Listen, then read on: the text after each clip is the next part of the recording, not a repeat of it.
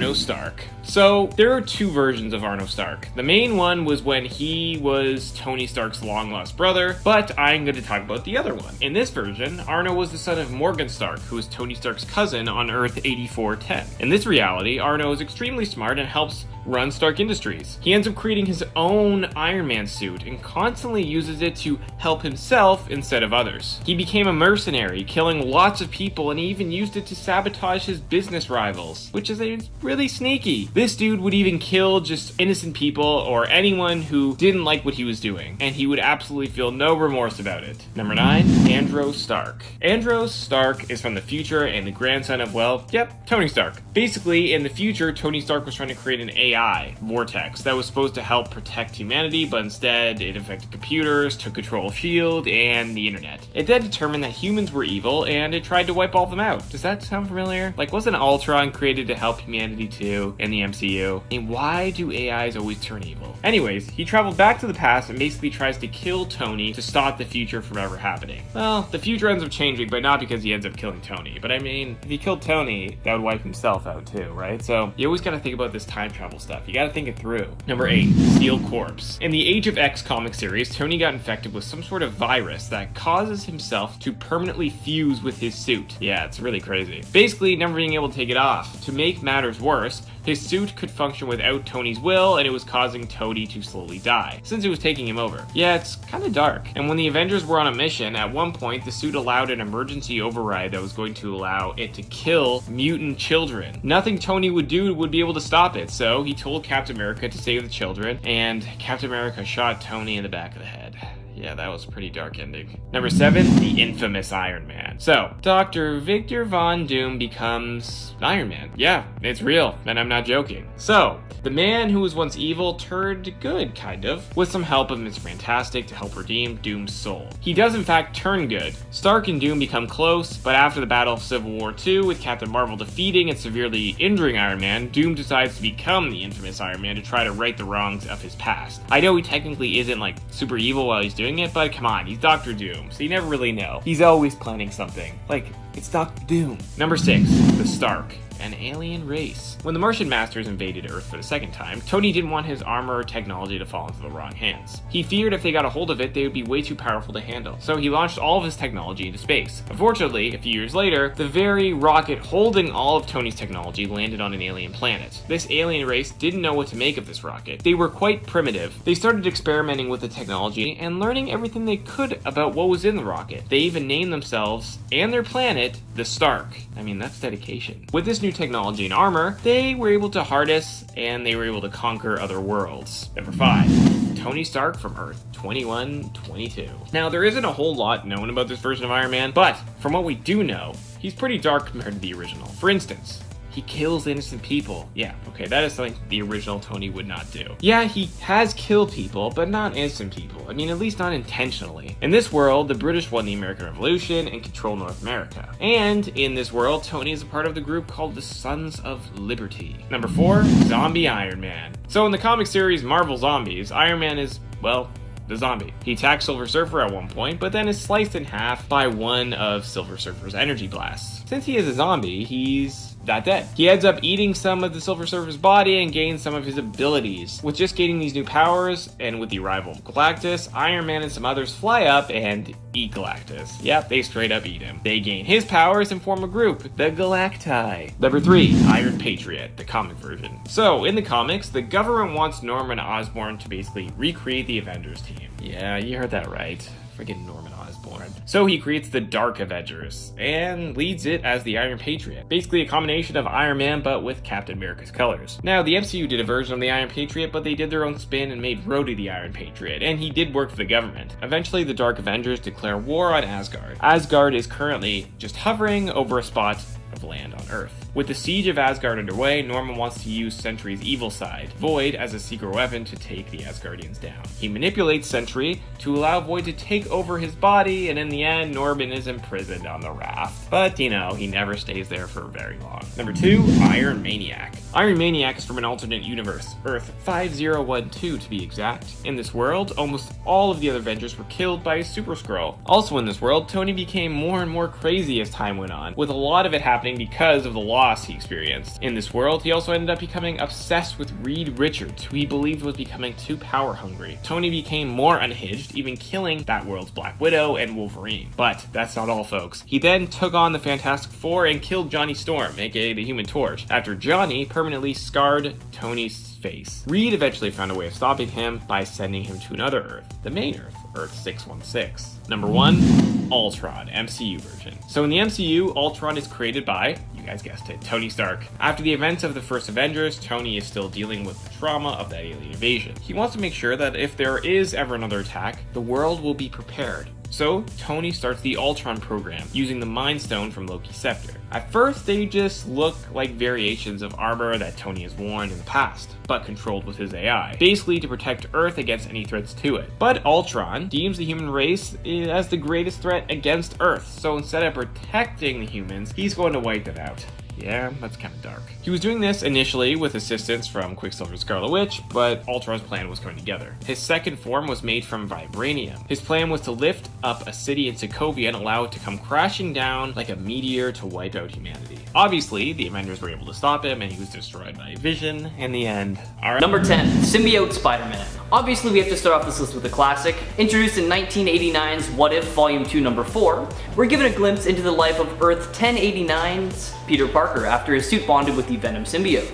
In this reality, the symbiote couldn't be removed from Peter Parker, even though the Fantastic Four and other heroes tried using a combination of magic and science. It ended up taking over Peter's mind and body, feeding off his adrenaline, causing him to age at a very rapid rate. Once his body couldn't sustain the symbiote any longer, it used him to possess superheroes like Hulk and even caused the death of a few others.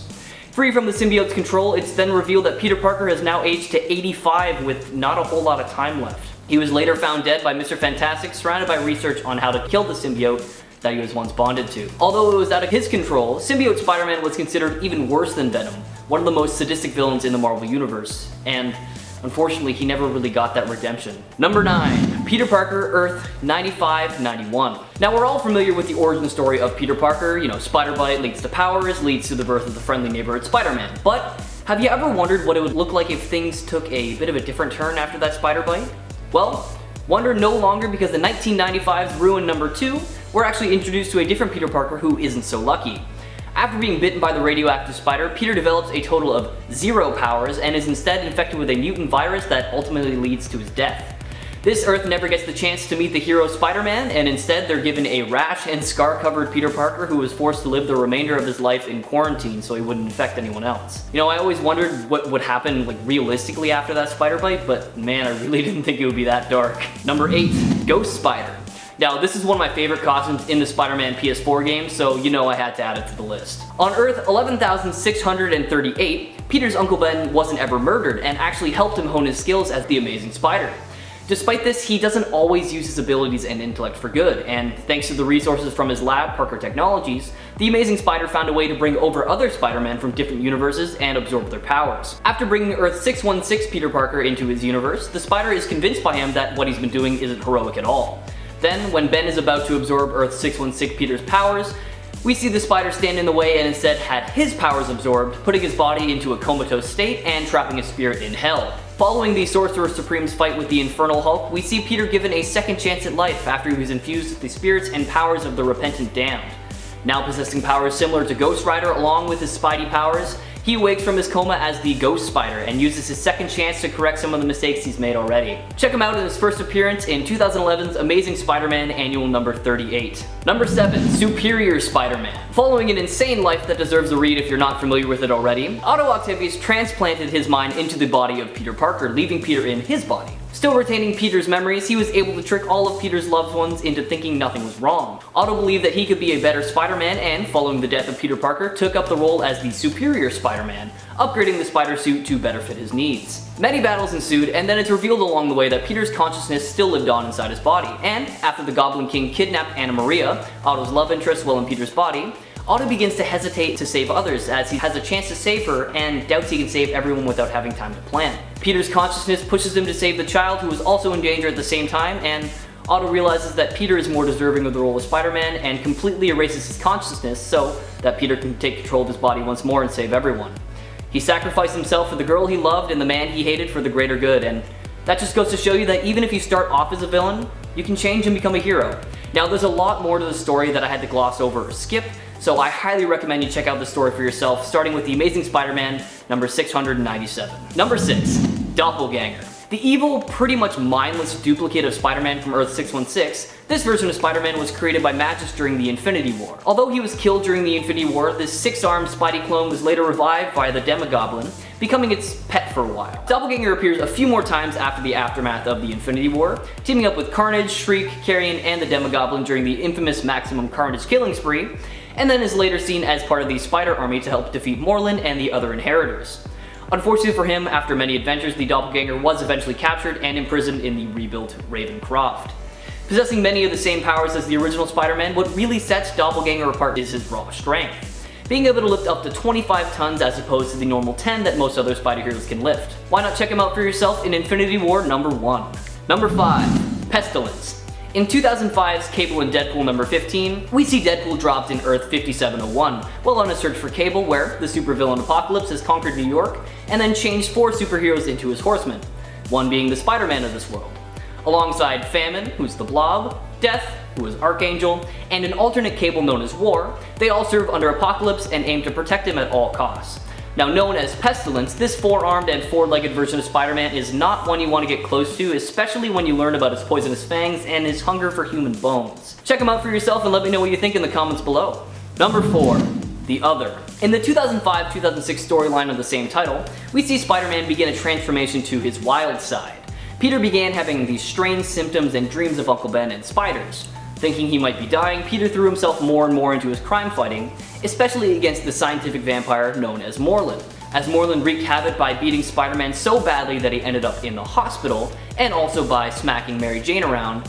Peter got to the point where he just couldn't take it anymore and reached his limits. In 2006 Friendly Neighborhood Spider-Man number 3, we see Spider-Man pin Morlun down and kill him with a bite to the head. After what we all assume was Peter's death, we see Peter erupt from a cocoon with new powers and a newfound dedication to embracing his spider side that he refers to as the Other. Even though he embraced his dark side for a while, he does eventually come back to his senses and becomes the Friendly Neighborhood Spider-Man once more. Number 3. Patton Parnell.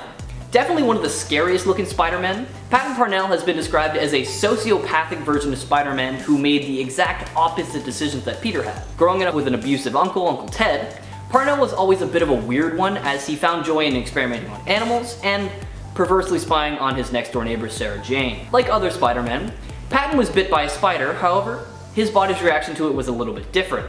Instead of turning into a superhero, he actually gained the ability to turn into a spider-like monster and started to seek revenge on those who had treated him poorly, starting with his uncle.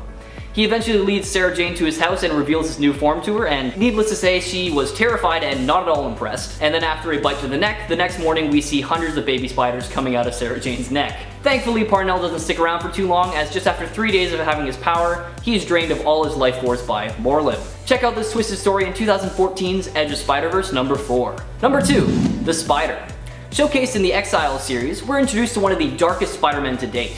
On Earth 15, Peter Parker was a sociopathic mass murderer who was sentenced to 67 consecutive life sentences and merged with the Carnage symbiote before being recruited by the Timebreakers into the Weapon X team.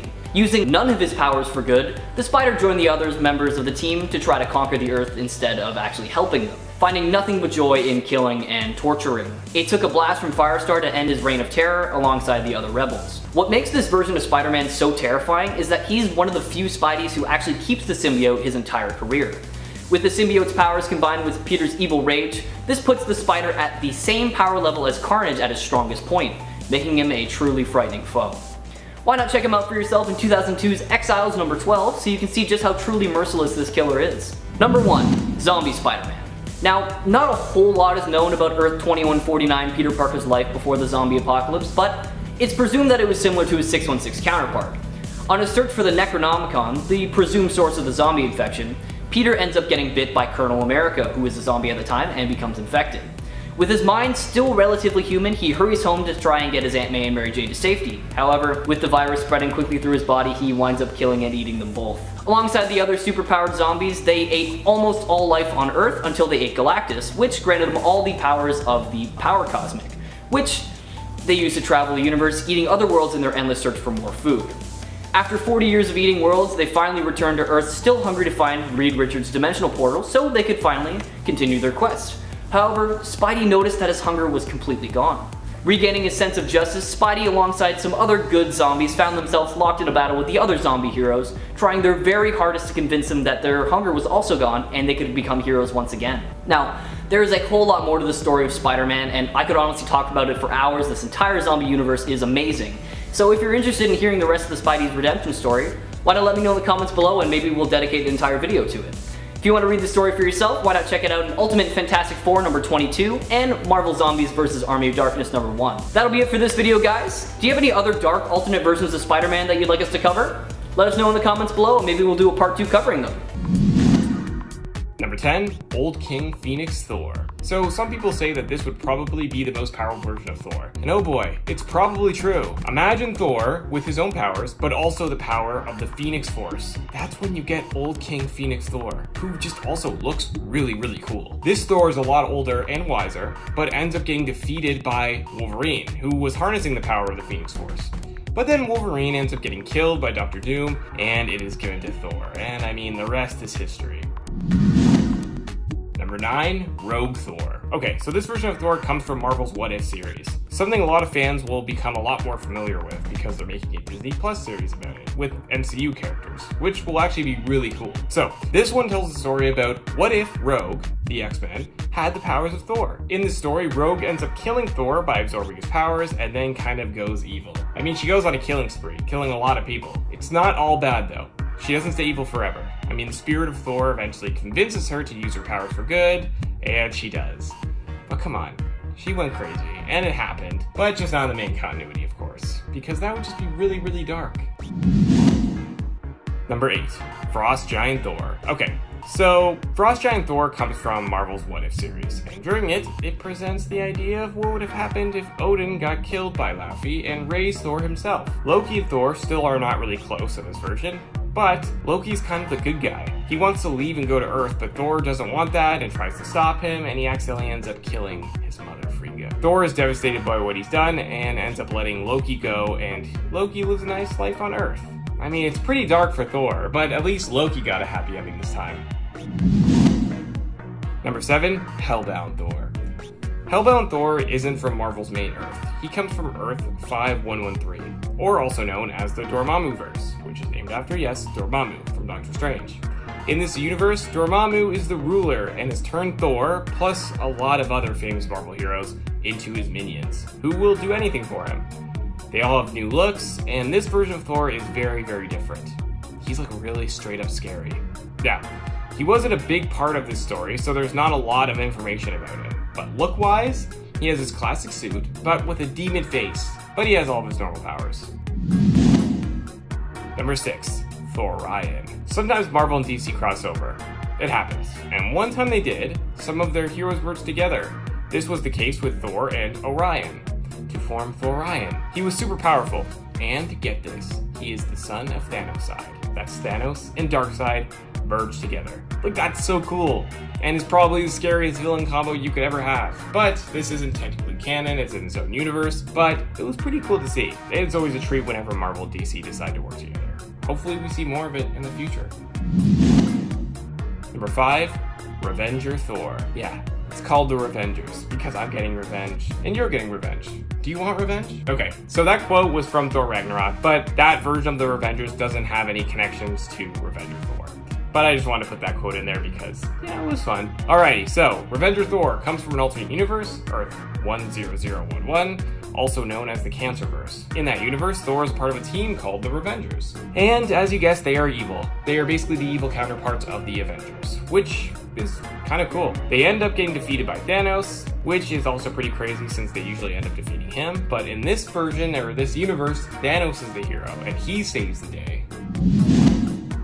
Number 4, Beta Ray Bill. Beta Ray Bill, a character that is very popular with fans and long overdue for a live-action appearance. Beta Ray Bill is a character that is very popular with fans and long overdue for a live-action appearance. If you are not familiar, Beta Ray Bill is an alien who was able to pick up Thor's hammer. No one was expecting it to happen, but it happened. He didn't keep it, obviously, but he did end up getting his own cool hammer. The whole thing started when Nick Fury sent Thor up to investigate a spaceship, and he ran into Beta Ray Bill, and the two of them were like, hey, fight. But during that fight, he picked up Thor's hammer. Now, he was teased in Thor Ragnarok, so maybe that means that the MCU is slowly leading up to an appearance? I mean, only time will tell, guys. Number 3, Zombie Thor. Need I say more? No. Number 2. No, I'm just kidding. Okay, Zombie Thor comes from the Marvel Zombie series, which was written by Walking Dead creator Robert Kirkman. It takes place on Earth 2149, and on that Earth, a zombie virus ends up infecting almost all the heroes and villains of the Marvel Universe. Thor is one of those heroes. So, he looked very cool and terrifying at the same time. But, one of the most interesting things about this version is that since he was technically dead, he was no longer worthy of Mjolnir. So, Zombie Thor didn't have it. He ended up getting his own hammer later on, but he didn't have Mjolnir. And that was something that I thought was very, very interesting. Number 2, Venom Thor. Yep, this one is real, like no joke. Venom Thor. Man, just the name is terrifying because you know Venom Thor is a deadly combo. But, like Rogue Thor and all the other ones, this one happens during one of Marvel's What If stories. What if the alien costume had possessed Spider-Man? In this story, Venom takes over Spider-Man, but then continues to take him over, and then Hulk. But of course, he doesn't stop there. He's like, maybe I should take over some more heroes. And he decides to take over Thor. Venom takes over Thor and gets all of his powers. I mean, imagine if this happened in the main continuity. Venom would be virtually unstoppable because he retains all of the powers he takes. So he would have the powers of Spider-Man, Hulk, and Thor. Who would be able to stop him? No one. He would just rule the earth forever. Number 1, Unworthy Thor. This is one of the coolest versions of Thor, like ever. The reason he is so different is because this is Thor when he is unworthy of Mjolnir. He has short hair, a massive battle axe, ripped clothes, and one arm. His other arm was chopped off by Malekith and replaced with Black Uru. This look was part of the inspiration for Thor's look in the film Thor Ragnarok, which was freaking amazing. This story really breaks Thor down and shows who he is without the hammer. Honestly, it really works, and stories like this help characters grow. And Thor, or known as son, learns a lot of valuable lessons during this arc, and becomes a better hero for it. I mean, he even fought Thanos during this comic, and it was pretty damn epic. Thor is just so cool. I can't wait to see where Marvel takes it. Number 10, The Captain. From Earth 616, we meet a not-so-bright man with a fairly dark past, and when I say not bright, I truly mean it because this guy thinks if you hit a leprechaun in the head, it will turn into gold coins. Now, although we don't know his real name, we know that growing up his mother was an alcoholic, and that is what led him down the path of bar hopping and bar fights. One night while on a long bender, 2 aliens cross paths with him, and for some reason they think he is worthy of some insane power, and bestow upon him the Messianic Siddha Complex, which is the heart star of the space between galaxies. With his newfound powers and goal of turning Brooklyn into a better place, he is recruited by the Next Wave, the anti-terrorist superhero team. He apparently chose the name The Captain because all the other good names are taken, which is very fitting for his character. Sometime later, the Captain leaves Next Wave to live a quieter life, as it turns out he wasn't a huge fan of being a superhero, but when Nova crashes into Earth, he takes the mantle of the Captain once again to defeat the Mole Monster. Thanks to the Heart Star he obtained from those aliens, the Captain is seen with what is described as a generic set of special superhero abilities such as super strength, speed, stamina, durability, and flight. Now, since he doesn't possess many powers you normally associate with Captain Marvel, I put him at the bottom of the list, but don't worry, we have got some great characters coming up. Check out the Captain for yourself in his first appearance in 2006's Next Wave number 1.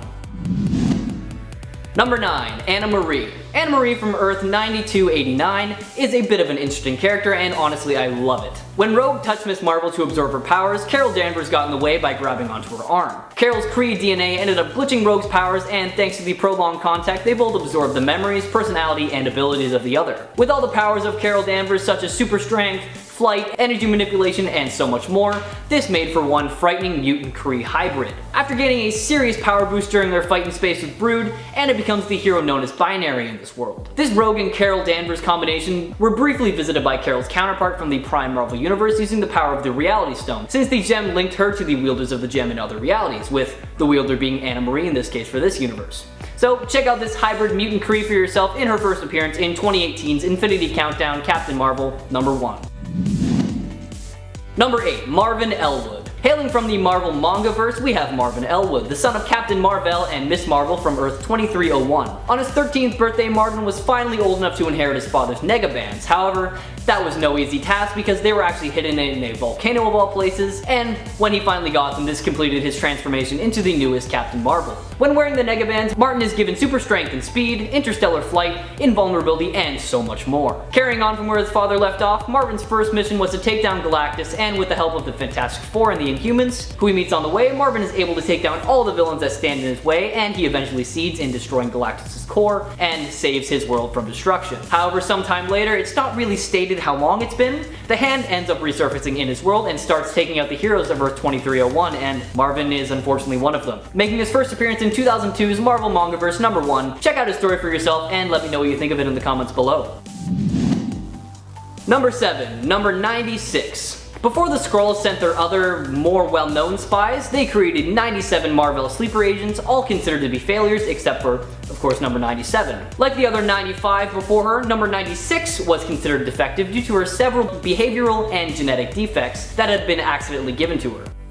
Even though she is defective, number 96 still possesses these Skrull shape-shifting powers that allow her to transform into basically anything and take on their powers thanks to their unstable molecular structure. After the Skrull invasion on Earth, Mystique accidentally found the warehouse where all the defects were being stored and decided to bring 96 out of her coma so she could manipulate her into killing countless people. Mystique did this by disguising herself as Carol Danvers, which allowed the Marvel clone number 96 to immediately trust her. After a while, 96 came to the realization that she was being manipulated, and this made her go a little bit crazy, and she beat Mystique into a coma. Due to these unstable emotions, she began to overload with radioactive energy, which caused her to detonate like a huge atomic bomb. But thankfully, the real Carol Danvers was able to swoop in and absorb the blast, so there wasn't too much damage done. Check out number 96 for yourself in her first appearance in 2010's Miss Marvel Volume 2, number 48. Number 6. Monica Rambeau. From our familiar Earth 616, we have Monica Rambeau, the current Spectrum. However, before her time as the new hero, she was known as Captain Marvel. She was once a lieutenant in the New Orleans Harbor Patrol. However, fate came upon her one day when she gained superpowers after being bombarded by extra-dimensional energy that was produced by an energy disruptor weapon created by a criminal scientist. Now classified as an alpha-level threat, she uses her newfound energy form to create energy blast, alter her appearance, fly, and so much more. Given the name Captain Marvel by the media, she befriended many superpowered folks early on and actually served as an Avenger for a period of time, becoming its leader at one point. However, she was forced to step down from the group after many injuries. Out of respect for Genus Bell, who we will talk about a little bit later, who is the son of the original Captain Marvel, she changed her name to Photon so that he could take up the mantle and carry on his father's legacy. Fast forward a little bit past her time with the Mighty Avengers, we see Monica, now known as Spectrum, join the newly formed Ultimates. However, after the second superhuman civil war, the team was disbanded by the government because of the way they dealt with conflict. They did later reassemble though to investigate Eternity at the request of Galactus, and eventually the team was combined into Alpha Flight, and they're working to this day to keep people safe. If you want to know more about Monica's origin story, check her out in her first appearance in 1982's Amazing Spider-Man Annual number 16. Number 5. Captain Mar-Vell. Hailing from Earth 1610, or better known as the Ultimate Marvel Universe, we have Jihinnaris Halasan Mar-Vell, the Ultimate Captain Marvel. As a member of the Kree race, he underwent massive nanosurgery to appear human, going undercover as the physicist Dr. Philip Lawson to investigate the human race. Growing fond of humans, Vell joined S.H.I.E.L.D.'s ACES program to speed up humanity's progress to the stars. Thanks to his cyber surgery, Vell is able to change between his original form and human forms, and he can actually be changed out of this against his will into his original form if the cybernetics are tampered with in some way, but this issue can be resolved by itself with time, or he can resolve it. It just depends on how bad it is. Well, in his battlesuit, like the other Captain Marvels, Vell is capable of flight and can create energy shields when needed. Now, like many of the alternate Captain Marvels, he doesn't stick around for too long, as during the launch of a space mission in Cape Canaveral, Mar-Vell received information that part of the Galactus swarm had arrived on Earth. He fought the swarm in Bermuda and found himself allied with the Silver Surfer and Nova. When Galactus targeted the Kree homeworld Hala, Captain Mar-Vell fought the creature until he was grievously injured by the swarm. He died of his injuries on Hala and has not been revived or seen since. Check him out in his first appearance in 2005's Ultimate Secret number 1, and let me know what you think of the character in the comments below. Number 4. Novar, or Marvel Boy. A member of the Kree race in an alternate reality, Novar is the son of Captain Glory and Star Splendor. His DNA is actually interesting and adds a weird layer to his character because it was altered with cockroach genes to include some insect properties like wall crawling and super hearing thanks to a membrane that covers his skin. With the powers you would expect from the Kree race such as super strength, speed, agility, and durability, Thor was also injected with nanobots, allowing him to extend his fingernails and create bombs out of them. As a member of the 18th Kree diplomatic gestalt and the Young Avengers, we have seen Var go up against some terrifying villains across the galaxy, such as some major Skrull impersonators and Kang the Conqueror. In his most recent appearance, the Guardians of the Galaxy recruited Marvel Boy in order to stop the mad gods known as the Olympians. Together they decided their best hope was to use his pocket battlefield to destroy Olympus' engine. Nova and Phyla-Vell would distract Zeus while Moondragon would hide their presence to accomplish this. However, Artemis and Hermes discovered them, derailing their plans. When Hermes attacked Moondragon, Marvel Boy incapacitated distracted God, and now we're kind of left waiting to see what happens next. But in the meantime, why not familiarize yourself with Marvel Boy, starting with his first appearance in 2000's Marvel Boy Volume 2, Number 1.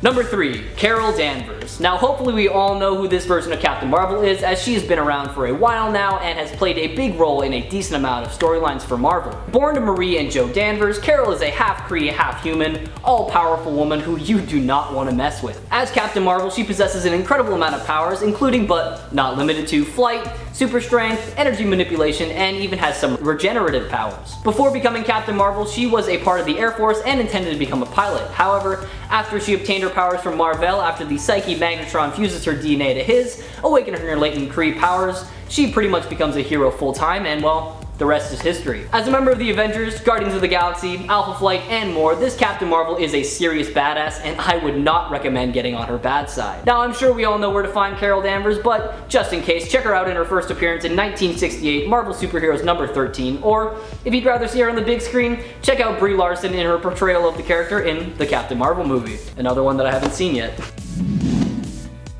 Number 2, Phyla-Vell. The daughter of Mar-Vell and brother to Genus-Vell, Phyla-Vell is an insanely powerful being. Having previously destroyed and recreated the universe, she was the second artificially created offspring of Captain Mar-Vell, was created by her mother Elysius in the new universe because her first attempt, Genus-Vell, had been so successful. Thanks to her Kree/eternal hybrid physiology, she possesses superhuman levels of strength, speed, and endurance, and on top of that, she has vast cosmic awareness and is able to manipulate the quantum zone force to do basically whatever she wants. Throughout her run in the Marvel Universe, she has been seen fighting in conflict with some ridiculously powerful beings such as Annihilus, and even her own brother Genus-Vell when he went insane and she tried to take over the mantle of Captain Marvel. Later on, we see her join Star-Lord's new Guardians of the Galaxy alongside Marvel Boy, Moondragon, and Rocket Raccoon, where she eventually agrees to become the new Avatar of Oblivion. Now known as Martyr, she was much more aggressive than ever before, and unfortunately, that led to a bunch of events that made up her death. In her final moments, she heads towards the cocoon expecting Magus to be inside. However, before her very eyes, a resurrected Thanos emerges from it,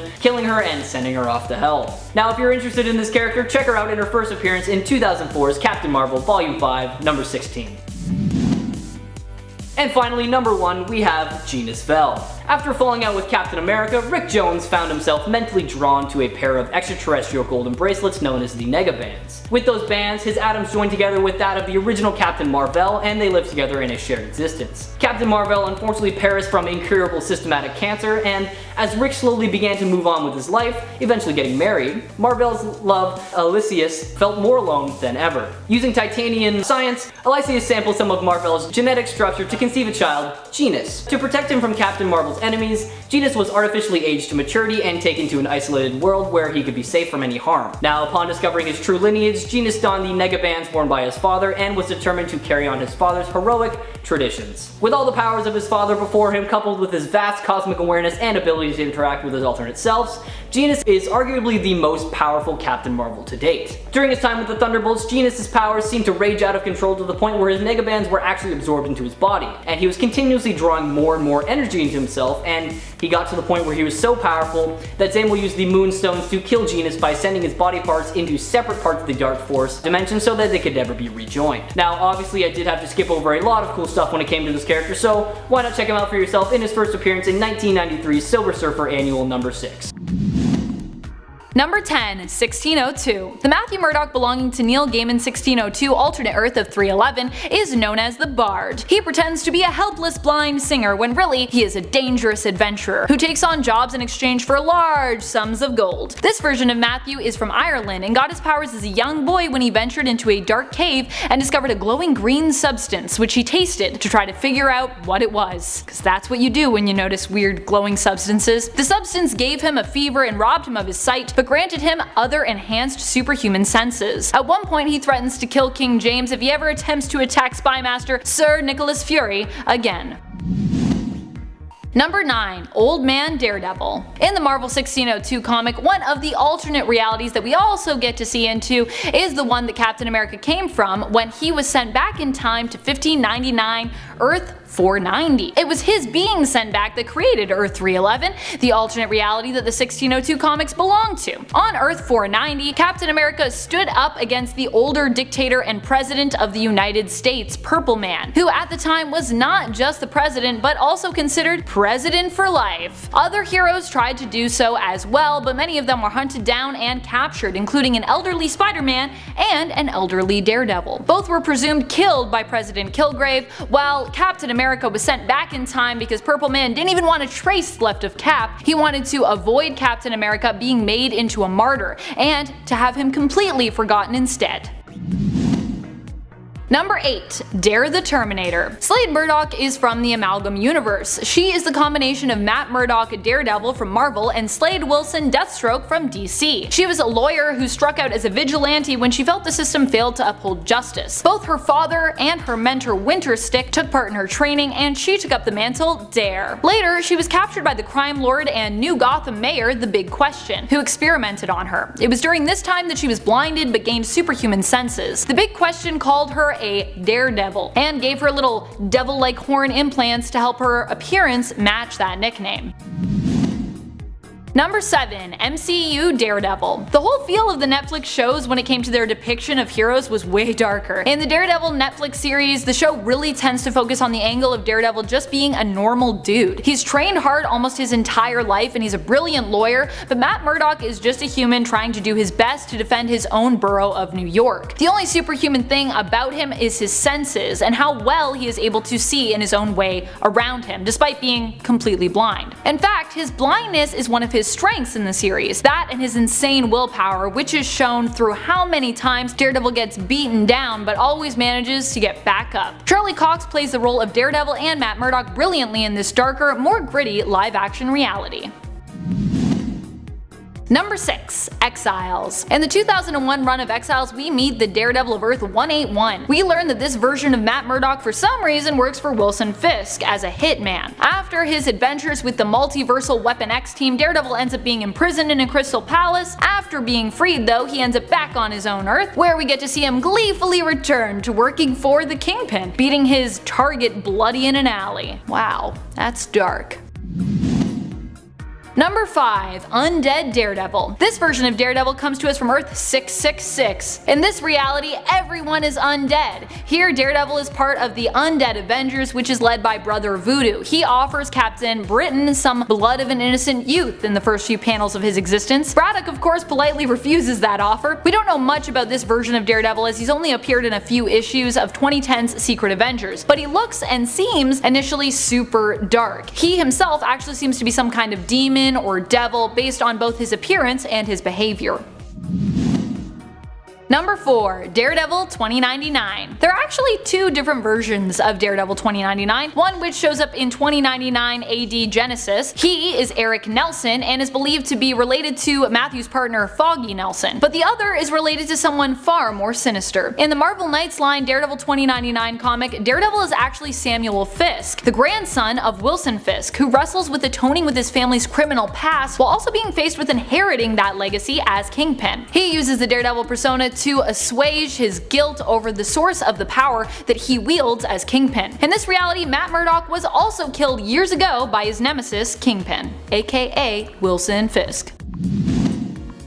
Number 3. Kingpin. In the reality of Earth 65, which is also home to Spider-Gwen, aka Ghost Spider, Matt Murdock, instead of becoming Daredevil, ends up as Wilson Fisk's right-hand man and eventually takes over his role as Kingpin when his boss gets arrested. In this reality, Stick is killed by the Hand and they end up taking in a young Matt Murdock to train in their ways, turning him into a deadly assassin. He still gets a law degree when he returns to the States, but instead of taking up arms against the criminal underworld, he ends up joining it, working for Fisk, climbing the ranks until he becomes his Kingpin's chief advisor. Matt Murdock in this reality is an enemy to Felicia Hardy and Ghost Spider.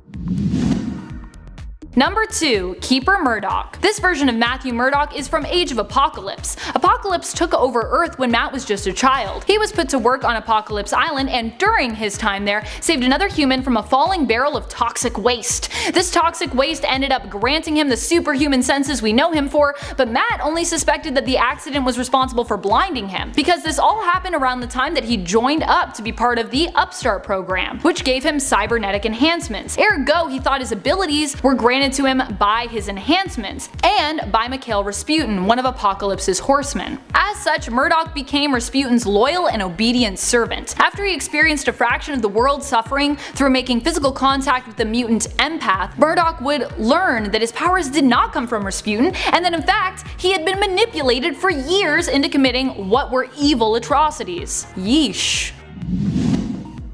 Number 1. Daredevil. Daredevil only appeared briefly in a couple of issues. He is mentioned in Exciting X-Patrol and comes to us from the Amalgam Universe. Daredevil is known as the Man Without Life and appears to be a combination of Marvel's Daredevil, Matthew Murdock, and DC's Deadman, Boston Brand. Both their names are good old comic book alliteration. We don't know much about Daredevil, but can safely assume he'd have the combined powers of both characters. He is also known as the Man Without Life. Thank you so much for watching, Nerd Squad. Who is your favorite Daredevil alternate? Which alternate do you think is the darkest? Number 10. Chief Magnus. In the Noiroverse, the reality of Earth 90214, Eric Magnus is one of the worst kind of villains, and he doesn't even have any powers here. Much like how Spider-Man has a noir version of that comic, so does the X-Men. In the comic series X-Men Noir, we meet Chief of the NYPD Detectives, Eric Magnus, a crooked cop who aims to protect his family through using his power to control the criminal world, creating his own underworld society known as the Brotherhood. He attempts to encourage Charles Xavier to partner with him. Xavier runs a school for wayward youth, and Magnus would see them given a place in the criminal world via the Brotherhood. When Charles refuses, Magnus has one of his students killed.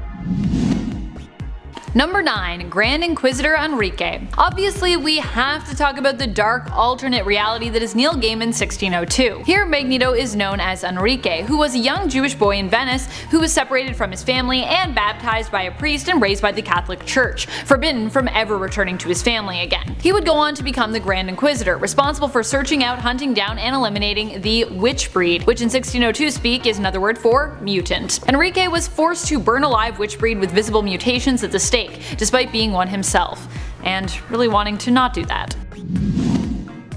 Number 8. Earth X. On the alternate reality of Earth 9997, which comes to us from the Earth X series, Magneto ends up as Toad's slave after being originally proclaimed a hero. In this reality, Magneto defeats all the Sentinels and rules in the newly formed Sentinel City thereafter. He invites Toad to join him, but Toad secretly resents Magneto for all the years of mistreatment he has suffered while under his leadership. When the vibranium levels in the Earth change, however, Magneto finds his powers have altered. In fact, Toad seems to have inherited his powerful magnetic abilities somehow due to this change, and Magneto is left depowered. Toad then enslaves Magneto for a time, and Magneto is forced to become Toad's jester. Both funny and dark. It's funny dark. Dark humor. Number 7. The Chaos Engine Trilogy. The Chaos Engine Trilogy is an X-Men novel that is a collection of 3 stories which explore alternate realities where 3 iconic Marvel villains use the Cosmic Cube in order to manipulate the world, finalizing their plans for world domination and shaping the world in their own image. Magneto himself is one of those iconic villains and is featured in the second book. The X-Men must fight to stop Magneto from enacting a plan which would result in worldwide mass murder, allowing Magneto to finally assert his dominance over the humans who have long toiled to oppress mutant kind. Of course, this is the sort of thing Magneto is usually plotting as a villain, but this time around he has the power of the Cosmic Cube to back him up, making this version of him even more frightening. Number 6. Age of Apocalypse. While the alternate version of Magneto in AOA got a few nice moments in this reality, he also had some pretty dark ones. In AOA, Magneto leads the X-Men, as Charles Xavier is killed when he sacrifices himself to protect Eric. Magneto and his X-Men are forced to face Apocalypse, who rules as a powerful tyrant, eliminating the weak and experimenting on others to create the strongest version of mutant. Magneto loses both of his children, Scarlet Witch and Quicksilver, in battle in this reality, and also ends up locking himself up in prison after Apocalypse is defeated due to it being revealed that he withheld information from the rest of the X-Men and the new mutant branch of government. However, this is also the reality where he finds love with fellow mutant Rogue. The two of them even have a child together. In the end, however, both he and Rogue are brutally murdered by the AOA version of Logan, Weapon X, who later betrays the X-Men by becoming the new Apocalypse.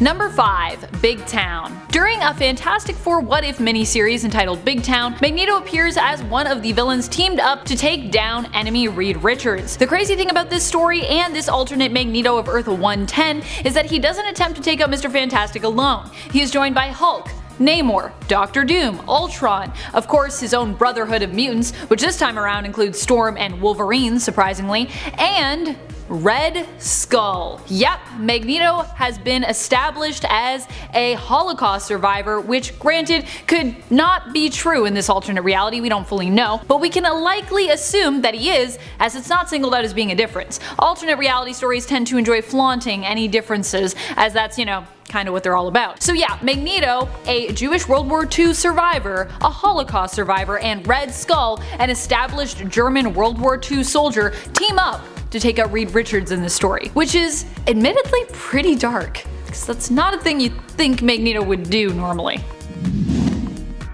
Number 4. X-Sentinels. One of the stories in X-Men Millennial Visions tells us of how over time, as the X-Men and other mutants like Magneto aged, they slowly transitioned to become cyborgs, until they were just full-on robots, with their consciousness just downloaded into their cyber bodies. As time went on, their mental faculties began to break down due to the overload of information over time, basically causing their brains to kind of short circuit. All they could remember clearly was their mission to protect mutant kind. Clinging on to this last principle, the cyborg mutants become X-Sentinels, who instead of hunting down mutants, would hunt down and exterminate humans. So in a way, they became their own worst enemy. Number 3. X-Men films. What we know of Eric's past in the X-Men films is enough to convince you just how dark of a character and story he saw there. Eric was Jewish and living in Germany with his family during World War II. As a young boy, his powers started to manifest, but not strong or soon enough to save his family from being put into concentration camps. He was studied by a doctor who was allied with the Germans, a man we'd come to know as the famous Sebastian Shaw. And when Eric could not perform one of the tests that Shaw gave him, Shaw murdered his mother in front of him, hoping that the rage would help to unlock the full potential of Eric's powers. This is also the reality where much later on Eric would settle down and start a family. Eric was married and he and his wife had a daughter together, following his adventures in the film Days of Future Past. Unfortunately, after coworkers discovered that Eric is actually Magneto, witnessing his powers, he ends up being apprehended by the Polish authorities, who accidentally kill his family when his daughter's mutant powers begin to manifest. Yikes. Poor Magneto. Number 2. Days of Future Past, but the comic book version. Magneto from the alternate reality of Earth 811 has a pretty bleak life after the Sentinels take over the country. At first free from the mutant concentration camps, Magneto is aiming to find his daughter Scarlet Witch, who has gone missing. When Wolverine, Jubilee, and Magneto do find her, they discover she's being held prisoner and used as a weapon by the Hellfire Club. They free her, but she ends up dying anyways, and during the fight, the bones in Magneto's legs are completely shattered, leaving him unable to walk. When finally captured by the Sentinels and placed in a mutant concentration camp, which you think would be hard enough for the poor man, he ends up sacrificing his life to help the X-Men and Franklin Richards escape so they can hopefully follow through with their plan to alter reality and avoid this whole apocalyptic fate. Number 1. Ultimate Magneto. Magneto in the Ultimate Universe of Earth 1610 is the most extreme and the most dark, like many other Ultimate versions. This is the reality where both Magneto and Xavier, when they first meet, decide that mutant kind is meant to replace humankind and form the Brotherhood. Here, a young Eric also kills his father when his powers first manifest, though in his defense, his father was trying to shoot him dead at the time. Eric instinctively causes the bullet to turn back around on his father, fatally wounding him with the reversed gunshot. This is also the reality where when some refused to join Magneto in his cause, he simply responded by killing them. During Ultimatum, his severe stance on how to best deal with the oppression of mutant kind caused him to kill millions of people, including his former friend Xavier. He snapped Xavier's neck and also killed other famous X-Men including Beast and Nightcrawler. Thank you so much for watching, Nerd Squad. Number 10. Bruce Banner, Earth 12,091. Now, not a whole lot is known about this alternate universe, but they do have a pretty crazy looking Hulk nonetheless. In this reality, Bruce Banner was mutated into the Hulk by undergoing some gamma radiation experimentation, so pretty standard so far, but his appearance is vastly different than the Hulk that we're familiar with. This Hulk is like an electric green color and is a bit more risque because he doesn't wear any clothes, which is okay, I guess, because he's got kind of, Ken doll in it, if you know what I mean. Not to mention that he has 4 absolutely massive arms, effectively making him twice as strong as any other Hulk. After this transformation, he gained the reputation for destroying spaceships, and any attempts to stop him by Thunderbolt Ross were always thwarted. He attacked the hideout of Barracuda when the Punisher tried to gain information about the 6-fingered hand, and he killed a decent amount of the mercenaries hired to kill the Punisher, but was enraged by the leader's sonic device. The Punisher managed to escape before the Hulk could kill him, which you can assume he could have done very easily. Check out this monstrous Hulk for yourself in his first appearance in 2012 Space Punisher number 2.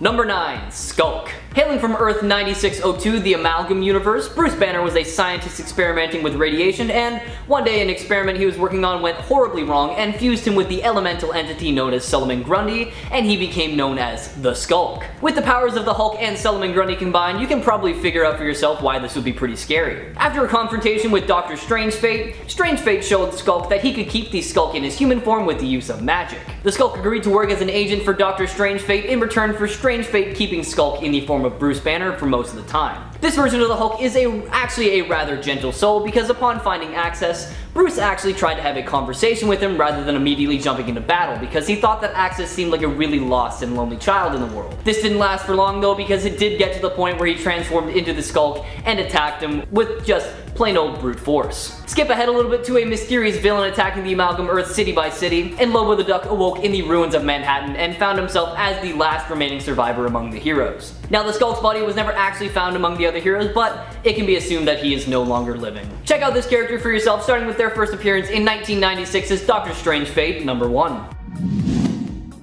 Number 8. The Incredible Thing.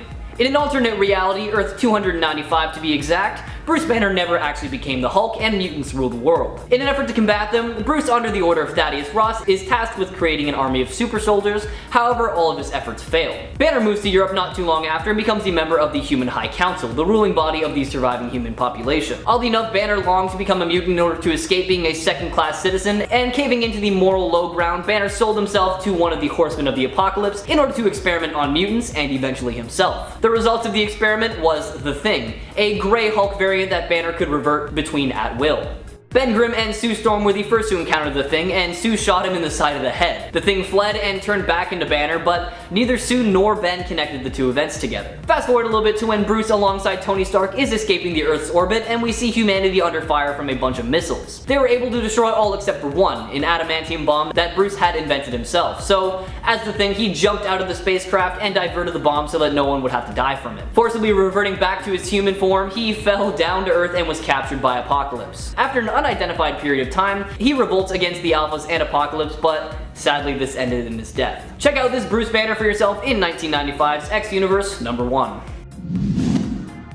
Number 7. Infernal Hulk. Are you familiar with Earth 11,638? It is an alternate universe that is seemingly a utopia because Spider-Man's loved ones are still alive, and Bruce Banner finally separated from the Hulk, and Wade Wilson never had to become Deadpool. However, he did end up becoming the villain Deathmask, but we'll just sort of, gloss over that one. After Bruce Banner became Dr. Banner, the Sorcerer Supreme of this universe, he separated himself from the Hulk and banished him to Hell, where he became the Infernal Hulk. When the Bruce Banner of Earth 616 traveled to this universe with Spider-Man and Deadpool, the Infernal Hulk was able to get free from Hell by trading places with the Hulk persona of Earth 616's Banner. He immediately went after Bruce, who was saved by Spider-Man and Deadpool. Together with his counterpart, Spider-Man and Deadpool, the Sorcerer Supreme Banner came up with a plan to defeat the Infernal Hulk once and for all by reversing the banishing spell and then snapping Bruce's neck before the Infernal Hulk could take control of his body. Check out this devilish Hulk for yourself in their first appearance in 2011's Deadpool Annual number 1.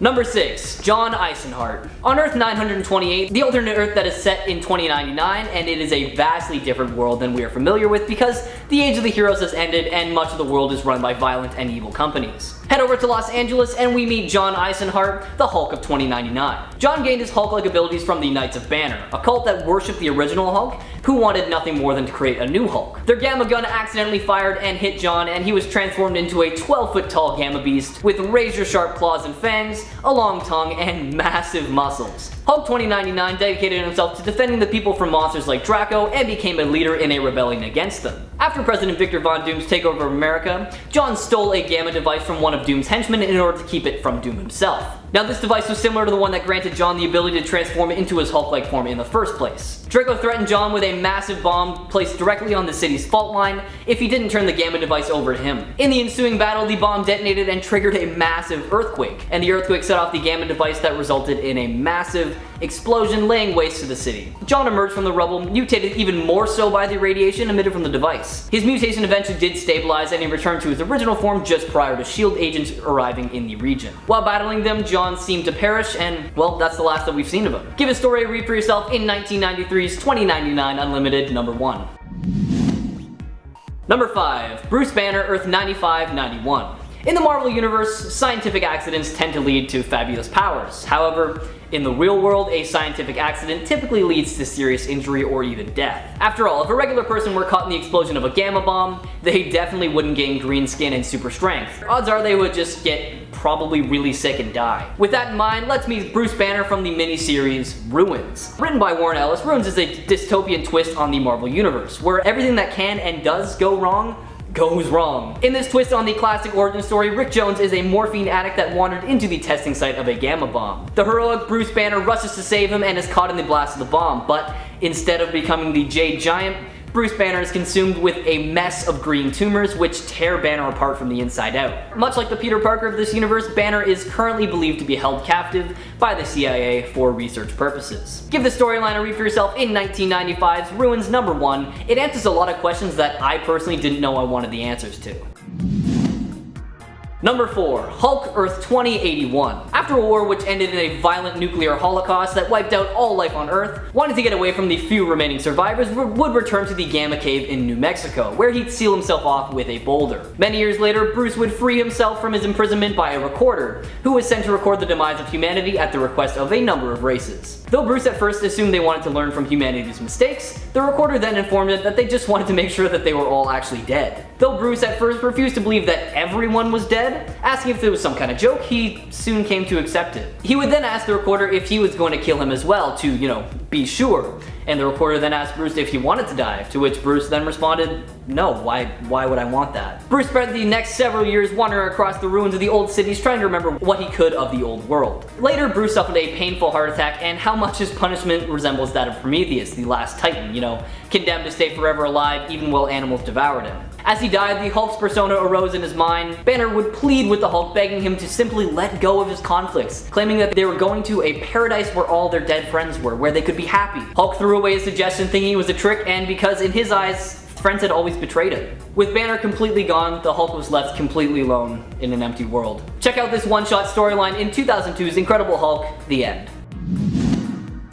Number 3. Zombie Hulk. That's right, it's Jack talking about the zombieverse once again, my big favorite. In the world of Marvel Zombies, the Hulk is the hungriest one there is. After an unnamed hero driven by the hunger crashes on Earth and infects the Avengers with a zombie virus, the world spirals into a zombie apocalypse. Once valiant heroes resort to stomach-churning acts to fulfill their craving for human flesh, and the world becomes a battle for the strongest for scarce resources. A roaming band of zombies composed of, or I guess decomposed since they're zombies, of former heroes such as Spider-Man and Wolverine, kill and eat their way across the planet with a zombified Hulk serving as the Twisted Team's muscle. The group eventually crossed paths with the Silver Surfer, who was subsequently brutally killed by the Hulk and eaten by the group, imbuing the zombies with the cosmic power, allowing the former heroes to take to the stars to eat their way across the galaxy.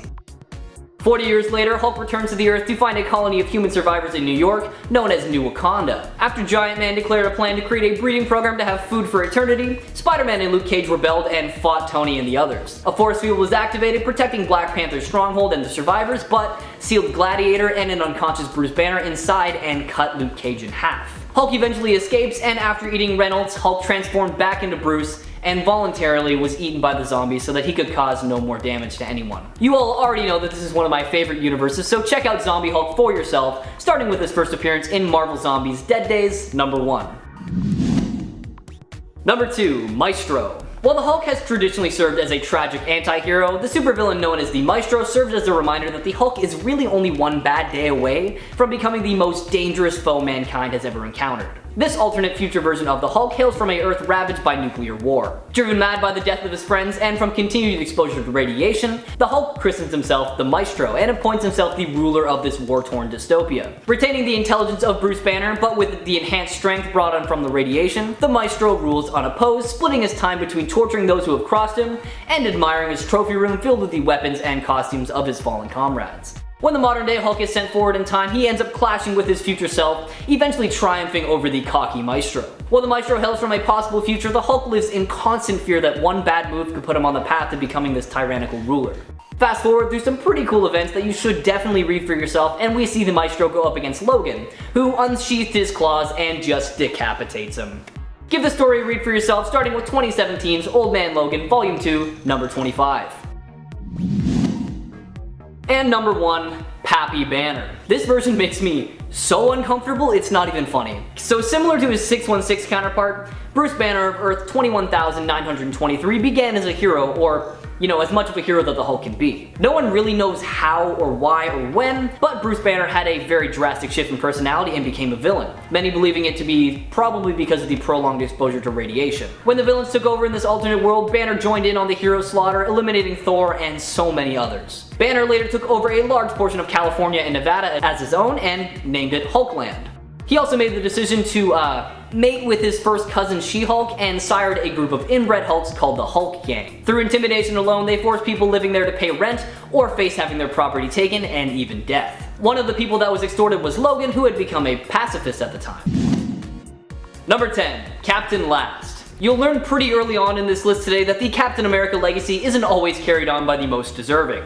Sometimes it's taken up by a terrible warlord, and that is exactly what happened in this case. On Earth 13,153, humanity makes its last stand in the only place strong enough to survive, Brooklyn. The former Spider-Man Miles Morales leads the last of civilization into the future against the evil that is still very prevalent in the world. Captain Last is the leader of the One America Army, a group of militant scrappers based in the tri-state area following the Earth's decimation by the germs. Basing himself off of Captain America, Last also gains his powers from a super soldier serum, though it's not really explained when or how, and he wears a costume that resembles Cap's signature look, shield and all. Last and his army attacked a caravan carrying supplies from Jersey City to Brooklyn, but were defeated by Spider-Man and his allies. Somehow they were able to find a way to merge Captain Last with a germ, allowing them to break through Brooklyn's defenses and evade the city. Captain Last sought out and battled Spider-Man, but Miles used his powers of bioelectricity to kill the Captain once and for all. Check out this monstrous Captain for yourself in his first and thankfully last appearance in 2020's Miles Morales The End #1. Number 9, Captain Zealandia. A Captain America alternate hailing from Earth 616, Captain Zealandia is one of Arnim Zola's mutated clones of Captain America that was exposed to negatively charged gamma rays. Captain Zealandia possesses all the powers you associate with Captain America, such as superhuman strength, stamina, and agility, but they are all amped up a notch thanks to the gamma rays that they were exposed to. They also carry around a shield that resembles Captain America's, however it is a different color scheme, is made of an unknown material, and has sharpened edges that make it look kind of like a buzzsaw. This storyline takes place after Steve's return from Dimension 7, a world of mutates created by Zola where Steve had been trapped for 11 years. This storyline takes place after Steve's return from Dimension Z, a world of mutates created by Zola where Steve had been trapped for 11 years. Steve is awoken and tortured both mentally and physically by Captain Zealandia, so much so that Steve gets to a point where he's had enough and just impales Captain Zealandia with a shield. This didn't actually get rid of our Cap variant though, because he later resurfaces as the leader of the Unvengers, a team of mutated clones based on the Avengers including Iron Man, Hulk, and Thor. Check out this scary looking Cap clone for yourself, starting with his first appearance in 2013's Captain America Volume 7 number 4. Number 8, Captain Mexica.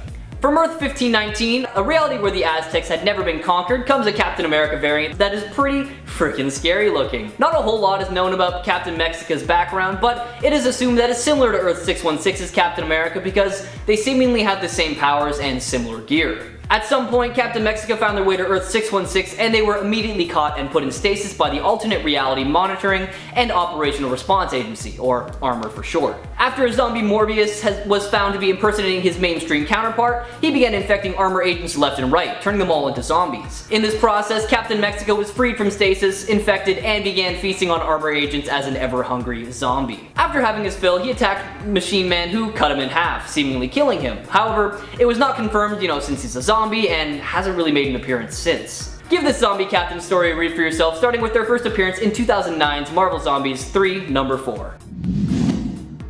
Number 7. Steven Rogers, Earth 70,105. In the 5-issue limited series Bullet Points, we are shown an alternate reality where Dr. Erskine is killed the day before implementing the Captain America program. Still very sick and with no other option, Steve volunteered himself for another top-secret government project known as Project Iron Man, and I think you know what that means. Steve's body is bonded to a giant suit of armor that resembles the Mark I Iron Man suit, and with this suit he is able to fight for America in World War II. Thanks to this new outer shell, he is able to simulate the powers and abilities that his 616 counterpart gained from the Super Soldier Serum. However, I feel this was a huge sacrifice because his skin was literally grafted to the suit. Years later, he was finally freed from the suit, but that did not last very long because he was forced back into it in order to fight Peter Parker, the Hulk of this universe. Bruce Banner is actually the Spider-Man in this universe. It's a really interesting and smart switch that the writers did, and I really liked it a lot. But anyways, sadly in this fight with Peter, Steve dies because of the sheer strength that the Hulk possesses. Highly recommend you give the storyline a read for yourself, starting with 2007's Bullet Points number 1.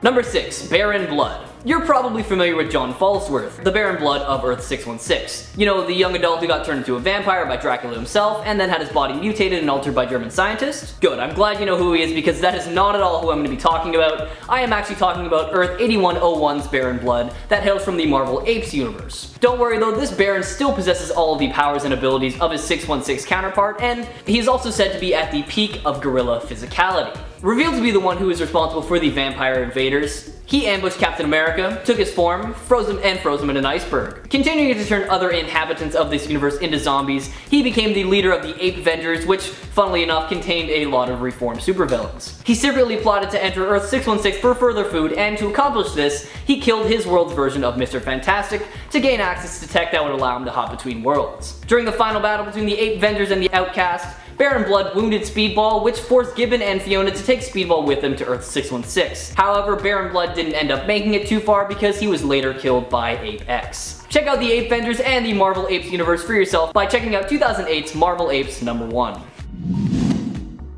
Number 5. US Agent. A huge shakeup for Cap came up in a bold 1987 storyline.